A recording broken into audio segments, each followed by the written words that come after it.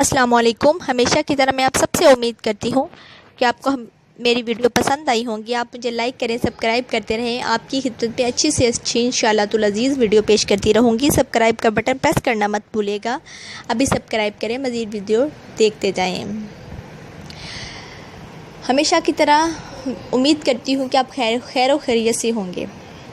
आज मैं आपको बताती हूँ कि ऑपरेशन से बच्चे क्यों होते हैं, ऑपरेशन से बचने का तरीका और ऑपरेशन का नुकसान। ऑपरेशन से औरतें आधी ख़त्म हो जाती हैं, वो वज़न वाले काम से फारिग हो जाती हैं, कमज़ोरी का शिकार होने लगती हैं, जिस्म फूल जाता है, लेकिन अंदर बिल्कुल जान ख़त्म हो जाती है। ज़रा बराबर काम काज करने तक थकन महसूस होने लगती है। ऑपरेशन ज़्यादातर शहर की ख़वातीन का होता है, क्योंकि वो ख़वातीन काम काज मेहनत वाले काम नहीं करती।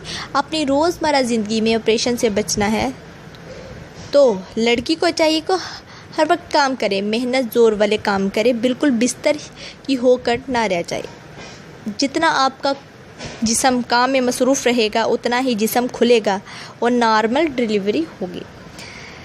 जब औरत में दर्द बर्दाश्त करने की ताकत ही नहीं होगी तो नॉर्मल डिलीवरी कैसे मुमकिन होगी।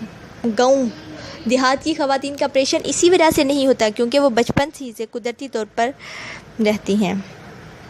काम काज, रहन सहन, खाना पीना सब कुदरती होता है, जबकि शहर की औरतें बाज़ारी खाना, तरह तरह की चिकनाई खाने से ही गैस्ट्रोल में इजाफ़ा की वजह से शर्मगाह ख़त्म हो जाती है, बेजान सी हो जाती है, बच्चे की पैदाइश के काबिल नहीं रहती।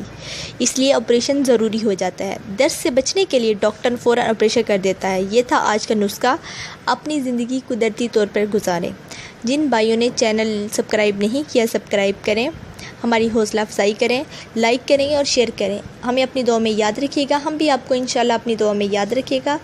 अपने ख्याल रखिएगा। तब तक इजाज़त दें। नए नुस्खे के साथ कल फिर मुलाकात होगी। अल्लाह हाफ़िज़।